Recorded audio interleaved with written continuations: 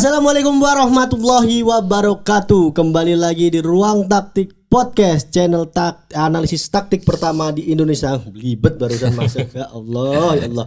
Kenapa? Bergetar melihat komentar netizen.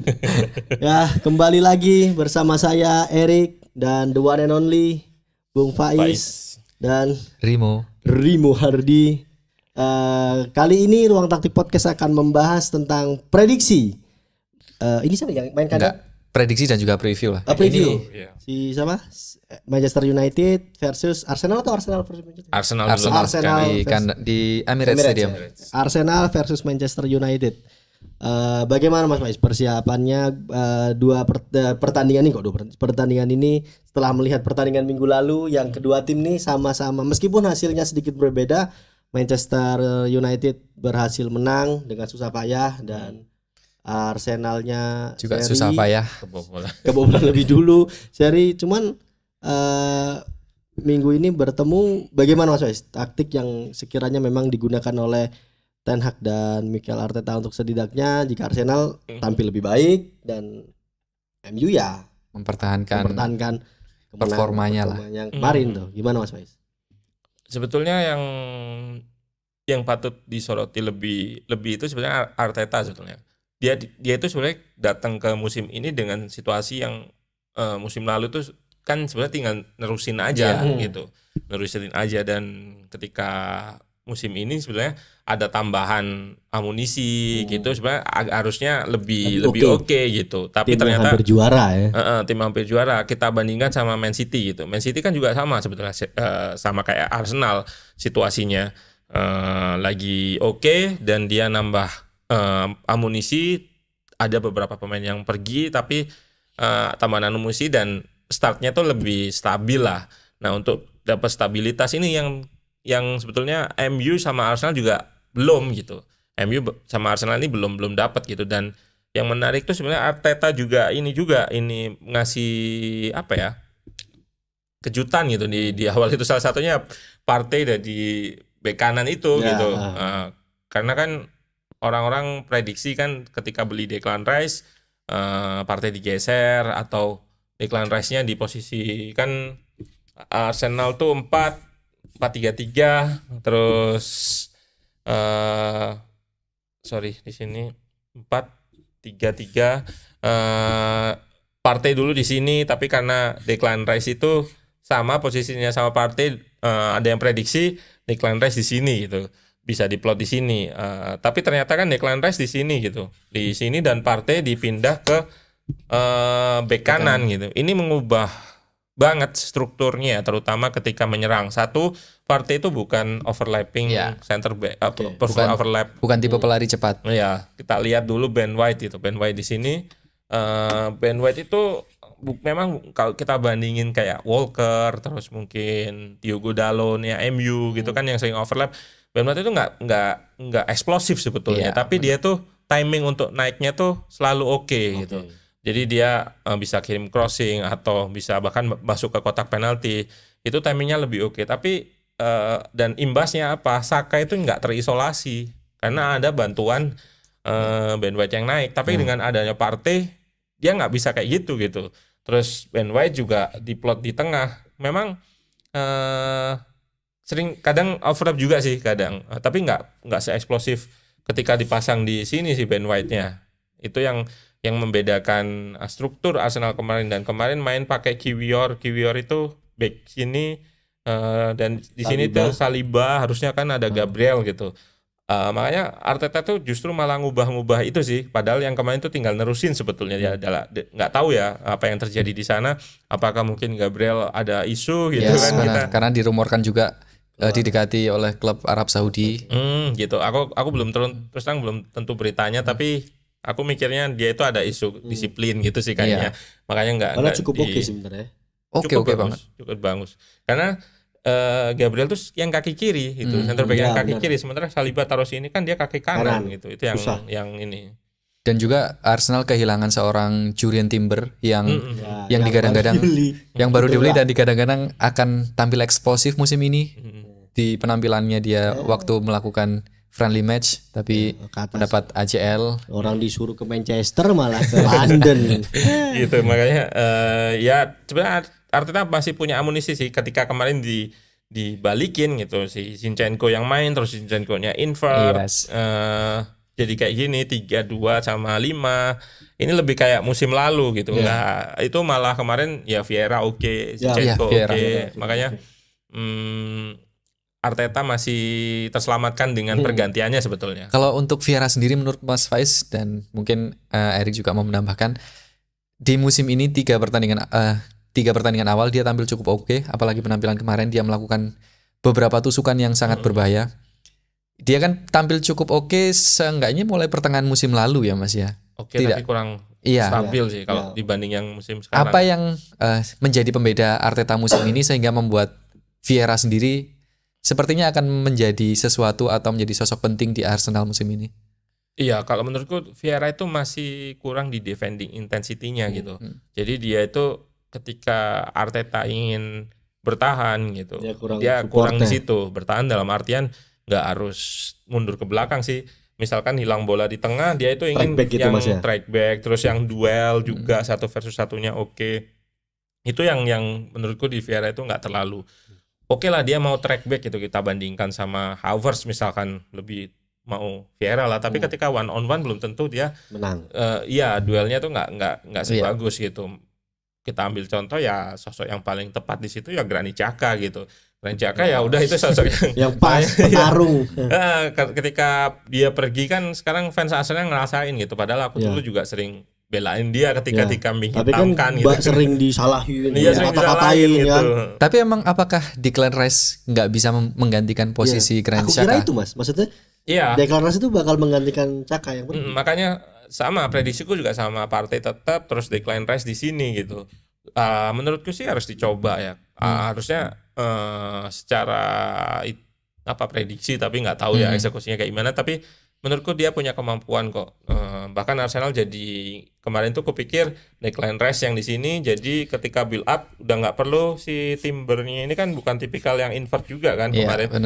Timber bisa tetap overlap, terus di tengah ini udah ada Rice dan Partey. Terus shape-nya udah kayak gini udah gitu, nggak perlu Martinelli mungkin yang jadi PR gitu. Martinelli jadi sering cut inside gitu. Sementara dia itu kan seringnya pengen dapat ruang kan yang banyak di sini. Tapi jadinya karena ada Timber yang naik, dia harus ngasih ruang masuk ke situ gitu. Kalau Leandro Trossard bisa dia ke sini, tapi kalau Martinelli menurutku kurang masih. Itu yang mungkin harus diperhatikan sih. Tapi menurutku ya it's okay. Perubahannya nggak terlalu banyak gitu ya. Bahkan Arsenal bisa mainin duo Partey sama Declan Rice itu dari sisi aspek bertahan itu bakalan lebih oke. Iya. Dan bisa dibilang Arsenal mempunyai 5 pemain depan dan 5 pemain belakang karena Partey dan Declan Rice kan mempunyai defensif yang defensif punya, bisa juga nyerang. Kalau Saka nih musim ini gimana? Karena ya talenta, banyak yang bilang salah satu talenta terbesar Inggris, namun sejauh ini sejalannya musim berjalan dia belum menunjukkan kemampuan sebenarnya menurutku. Seperti musim lalu. Seperti musim lalu. Nah itu kenapa itu Mas? Bisa juga karena kesalahan struktur tadi itu, karena Saka aku bilang kan Odegaard sini terus biasanya tuh Ben White ikut sini gitu. Jadi ada Triangle, terus kalau musuhnya cuman 2 bisa menang jumlah gitu.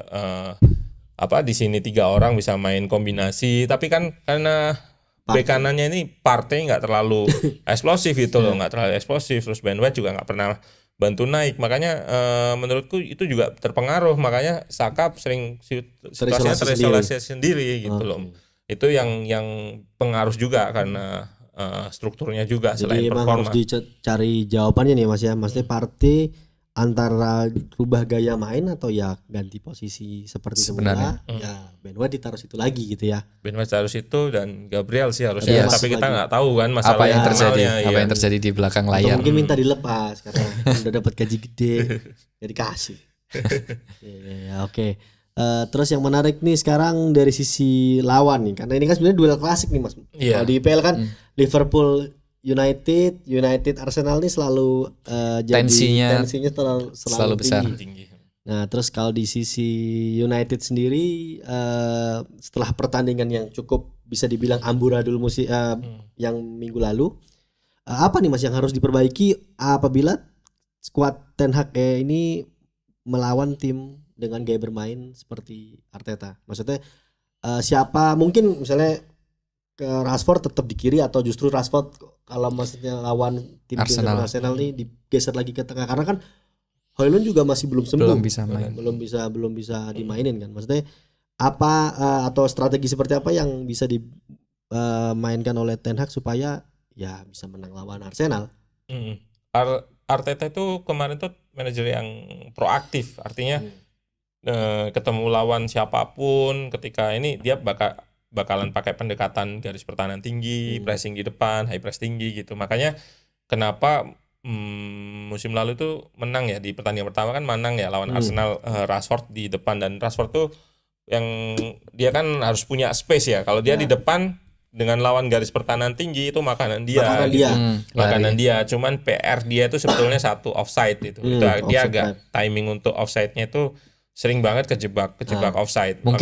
Mungkin jika peraturan offside terbaru Wenger offside diterapkan kayaknya dia bakalan lebih oke. Iya, dia lebih oke, tapi itulah PR-nya masih di offside.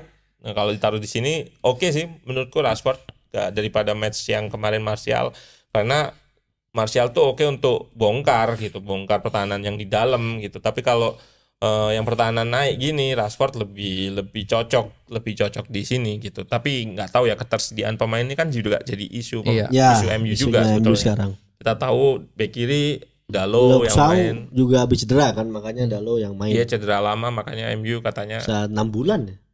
Iya, intinya mau beli Malaysia juga cedera, makanya kan kemarin katanya di ini siapa sih Chelsea itu? Cucurella, Marcos Alonso, dan nggak tahu sih kalau Alonso soalnya masih dipakai ya. Tapi intinya itu jadinya di sayap kiri MU itu si Dalot itu bukan dia overlap bisa deh. Overlap kan pasti tinggal lari aja, tapi ketika ngirim umpan dia nggak kesulitan. Crossingnya nggak oke gitu. Makanya dia tuh kemarin tuh sering invert ke tengah sini, bantu misalkan ada Casemiro atau siapa gelandangnya di sini gitu. Tapi tentunya itu akan ninggalin space di kiri sih.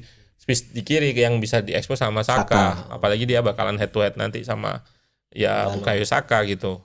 Dalot dan Bukayo Saka akan jadi PR tersendiri sih. Tapi kalau menurutku efektifnya dia invert aja gitu. Jadi kalau overlap dia artinya overlap ninggalin Saka, ninggalin Saka. Kalau keserang balik ya udah gitu. Tapi kalau overlap dia itu sebenarnya bisa turunnya bisa gini, terus dia yang ke sini atau ya dia ke sini aja, nggak perlu ninggalin Saka kan, dia bisa tetap di sini masih terkejar lah daripada overlap gini dia ninggalin Saka. Tapi ya tergantung serangan MU di kiri juga sebetulnya. Kalau bisa narik Saka sampai ke sini ya aman sebetulnya di sisinya Dalot gitu. Pertarungan sisi kiri lah intinya ya Mas. Iya, pertarungan di sayap. Oke, terus untuk pemain tengah nih Mas, apakah untuk melawan tim dengan gaya main seperti Arsenal nih Mount akan fit in? Maksudnya dengan kalau Mount kan sebenarnya work rate untuk defense-nya cukup oke daripada Eriksen. Jadi apakah bertarung di tengah melawan temannya, sahabatnya dari kecil nih Declan Rice itu apakah cukup oke atau justru sebenarnya seperti pertandingan sebelumnya Eriksen justru yang lebih cocok yang dipasang di tengah menemani Bruno dan Casemiro? Kalau di kandang Arsenal sih MU bakalan bermain bertahan reaktif lah ibaratnya, nunggu lah, dan lebih cocok Mason Mount gitu, karena Mason Mount itu oke lah dia attacking outputnya masih nggak bagus, tapi tadi udah disebut soal aspek bertahan, duel-duel di tengah dia lebih oke, jadi menang bola langsung di serangan transisi, serangan balik cepat gitu. Ketika Arsenal masih transisi itu bakal lebih oke daripada Eriksen bakalan memang dia di build up itu bisa sebetulnya, tapi menurutku bakalan sulit sih. Dengan Arsenal juga musim lalu itu pressingnya juga ngeri, bahkan Manchester City aja bermainnya pragmatis ketika lawan Arsenal. Cuman main long pass ke depan ke Haaland, kebetulan ada Haaland kan. Nah MU nggak punya target itu Target target man. man Target man, bakalan benar. sulitan sih nanti. Tapi MU punya Onana sebetulnya. Ya. Punya Onana. Ah, itu benar. Tambahan pemain Iya, lapang. tambahan pemain misalkan ini Onana ya, dia MU itu kan 4 back, ketika ada Onana Dalo bisa tambahan ke tengah gitu, ketambahan ke tengah gini, Onana nambah ke depan gini. Kalau ada De Gea kan dia cuma di sini aja, terus Shaw bisa memang invert tapi nggak sebanyak ketika Onana main. Itu Martinez tuh bisa ke sini. Atau bahkan Varane tuh ikut ke tengah gini. Terus ada Casemiro, ada misalkan Dalot ke tengah, terus ada Mount. Jadinya otomatis tengah itu lebih unggul secara jumlah MU kalau ada Onana. Oke, terus setelah berarti Onana juga tadi sebenarnya mau tak tanyain tuh Onana, maksudnya setelah ini pertandingan keempat ya, keempat maksudnya belum terlalu efektif Mas sebenarnya, atau sebenarnya ya udah seperti ini yang dimau sama Ten Hag gimana? Maksudnya Onana nih, maksudnya 3 pertandingan kemarin tuh belum terlalu terlihat kemampuan yang digadang-gadang Onana itu lebih oke daripada De Gea, yaitu build up dari dia itu belum terlalu kelihatan menurutku sih. Apakah melawan tim dengan model Arsenal ini bisa optimal? Nah, lebih cocok sebetulnya lawan tim dengan Arsenal, karena Arsenal itu kan, kalau Arsenal kan ngepres ke depan gitu. Nah, kemarin build up enggak, karena lawan tuh udah nunggu di belakang gitu kan. Onana nggak mungkin maju sampai build up sampai ke depan sini kan, nggak mungkin. Jadinya dia nggak begitu terpakai karena lawannya tuh kayak Forest kemarin ya udah nunggu aja di tengah gitu. Ngepres pakai 2 striker, sementara MU ada 2 back, nggak perlu 3 back gitu, nggak perlu tambah Onana terlalu banyak pemain di depan, terus beresiko juga ninggalin gawang segini kan. Karena nunggu di tengah ini, makanya Onana nggak kelihatan oke. Tapi ketika lawan Arsenal, misalkan Arsenal bakal press lebih banyak pemain ke depan, itu Onana bakalan teruji sih, harusnya lebih kelihatan gitu. Oke, menarik nih disimak duel klasik Premier League antara Arsenal dan Manchester United. 2 tim yang belum cukup stabil di awal musim ini, dan dengan banyaknya perubahan, banyaknya pemain baru juga masuk. Menarik ditunggu bagaimana hasil kedua tim ini, siapa yang akan menjadi pemenang. Kalau prediksi terakhir nih, prediksi dari masing-masing aja deh. Pertama dari Mas Faiz dulu. Aku prediksi langsung skor. Kalau aku skor aja. Jalan pertandingannya itu kalau MU bisa nyetak duluan, dia bisa menang sih. Bisa menang, memanfaatin nggak stabilnya Arsenal. Harusnya cetak gol duluan, dia bisa menang. Kuncinya di gol, siapa yang cetak gol pertama ya? Gol cepat. Kalau dari aku sih, aku jagoin Arsenal. Kenapa? Karena mungkin dengan pertandingan kemarin mereka udah mulai nemuin kalau balik lagi ke 3 back 5 gelandang tengah itu works, dan mungkin akan dilakukan di pertandingan kontra Manchester. Dan juga efek dari supporter pendukung rumah pasti akan berpengaruh di setiap pertandingannya. Jadi aku jagoin Arsenal akan menang, mungkin dengan skor bahkan di 2 gol. Itu prediksiku. Kalau dari Erik, United till I die bro. Ya karena sebenarnya kalau dari Mas Faiz tadi kan bilang sebenarnya Arteta belum stabil dengan posisi yang Partey itu ditaruh di kanan. Jadi Saka ngeri ya, tapi ingat-ingat oh iya karena memang ada Ben White yang di situ support. Jadi kemarin Fulham kan terakhir. Iya, benar. Itu ya ternyata jawabannya benar. Mas Faiz bilang Saka tuh terisolasi. Jadi emang ya 1-0 lah MU. Itu kalau Partey yang mainnya. Ya. Kalau Ben White 0-0. Oke, menarik disimak bagaimana hasil pertandingan nanti malam enggak tahu nih di postingnya. Di publishnya kapan? Sebelum pertandingan akan diposting podcast ini. Jadi menarik untuk ditunggu bagaimana hasil dan jalannya pertandingan. Ya, apakah sesuai dengan prediksi yang kali ini berbeda? Ya. Oke, begitu saja podcast Ruang Taktik kali ini. Jangan lupa share, subscribe, like, dan komen sebanyak-banyaknya. Hina saya semakin banyak akan menambah engagement video ini. Jadi pertahankan. Terima kasih teman-teman yang sudah menonton. Jangan lupa untuk selalu setia menanti video podcast kita yang terbaru. Wassalamualaikum warahmatullahi wabarakatuh. Saya pamit.